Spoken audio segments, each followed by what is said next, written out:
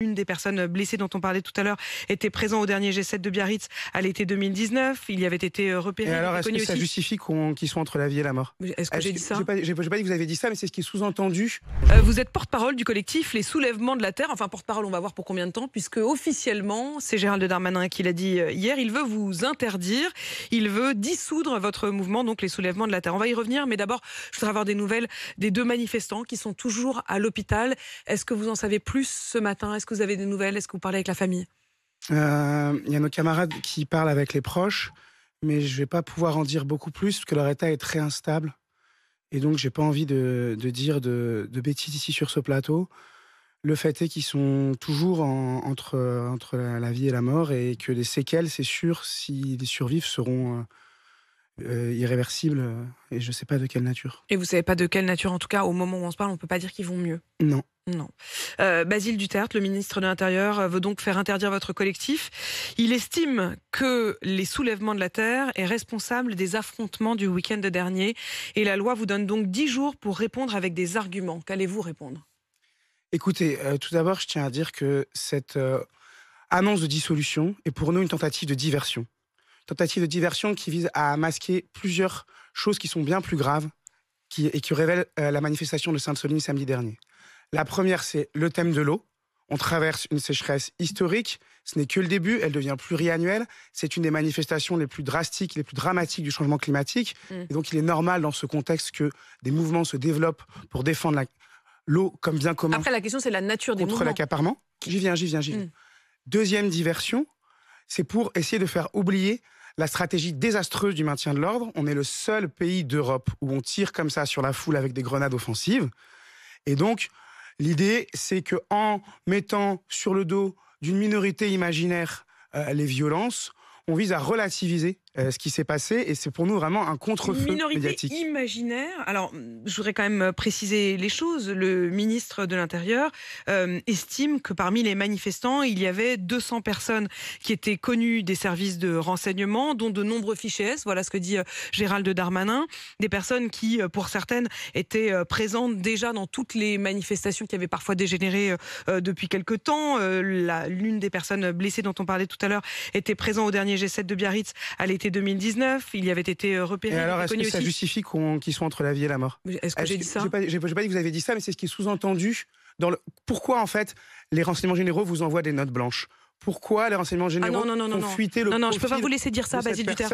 Non, je peux pas vous laisser dire ça. C'est pour justifier ce qui s'est passé. Les informations sur le profil des manifestants, quel que soit le destin des uns ou des autres, ça fait partie de notre boulot à nous, journalistes, de les avoir. Mais quelle est votre source, en l'occurrence?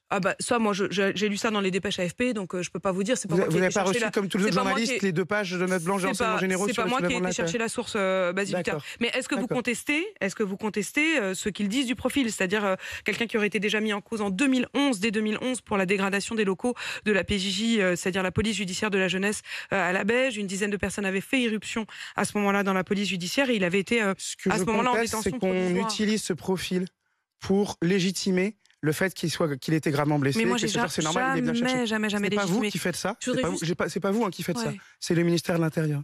Non, je voudrais juste comprendre, quand vous dites que le ministère de l'Intérieur pointe, je vous cite, une minorité imaginaire. C'est toujours la même méthode, Macron. C'est 3 temps. Premier temps, on s'assoit sur toute forme de négociation. On passe en force sur les retraites, sur le climat, la convention climatique. On s'assoit sur ces propositions. Bassine non merci, la Confédération paysanne, l'association environnementale. On refuse de les recevoir. Ça fait plus de 1 an maintenant que nous demandons la suspension des travaux, l'ouverture de concertation. Mais j'ai peur, Basile Duterte, ensuite, que ce ne soit pas des arguments qui vous déferlement de violence. On fait un déferlement sur les manifestants. Mais vous ne répondez pas sur le fond. Enfin, on accuse une minorité soi-disant d'ultra-gauche d'être responsable de la tension qui est produite par cette méthode gouvernementale. La question, c'est est-ce que vous êtes totalement extérieur à ces tensions? C'est ça ce qu'ils vont vous demander, en fait. Là, pour le coup, simplement, vous avez 10 jours, c'est la procédure pour argumenter sur le fond. Vous ne le faites pas, là. Si, je le fais, je vous dis Est-ce que vous êtes totalement extérieur et étranger à ces troubles qui ont eu lieu le week-end dernier?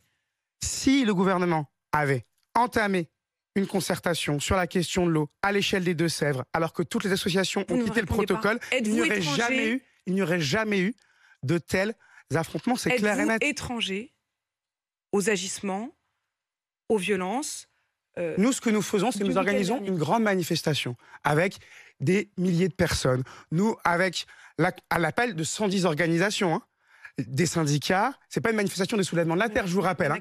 Des syndicats, en fait, des syndicats, des partis politiques, un ensemble d'associations environnementales, etc. Ensuite, comme dans toute manifestation, il y a des débordements. Est-ce que vous tenez la CGT pour responsable? Ah bah moi, j'hésite pas à dire ça à Philippe Martinez quand je le Voilà, crois. d'accord. Hein, moi, je pense que c'est une mauvaise analyse. Bon. Je pense que ça fait depuis 2016 quand il y a eu des images et des poupées à l'effigie d'Elisabeth Borne qui étaient tirées au bout d'un fil avec une poterne, j'ai posé la question à Philippe Martinez sans aucun problème. Il n'y a pas de souci, c'est normal, c'est votre métier de poser la question. Simplement, visiblement, moi, je vous donne ma réponse, c'est que ça fait depuis 2016 qu'il y a une stratégie du maintien de l'ordre qui encourage, suscite, favorise ce type de tension. Vous voyez la manifestation qui s'est passée en Allemagne contre les mines de charbon, quelles images vous avez vues? Vous n'avez pas du tout vu les mêmes images. Pourquoi, en fait, il y a ce niveau de tension? C'est bien parce qu'il est posé dans la rue par la police. Et franchement, voyez bien que le mouvement écologiste, d'accord, c'est pas dans ses habitudes, ça. D'accord? Je sais pas. Je vous le dis, partout. Donc voilà, donc si il y a ça, c'est bien lié à cette stratégie spécifique de la tension et du maintien de l'ordre en France, et c'est la conséquence de ça. Et c'est donc la réponse que vous apporterez. Et c'est donc la réponse que vous apporterez, puisqu'effectivement la loi donne 10 jours pour répondre avec des arguments. Merci Basile Duterte d'être venu. Vous êtes donc le porte-parole du collectif Les Soulèvements de la Terre. Je rappelle donc que Gérald Darmanin a annoncé hier vouloir dissoudre. Moi, je tiens juste à ajouter en une phrase que la seule dissolution à l'ordre du jour, c'est celle du gouvernement.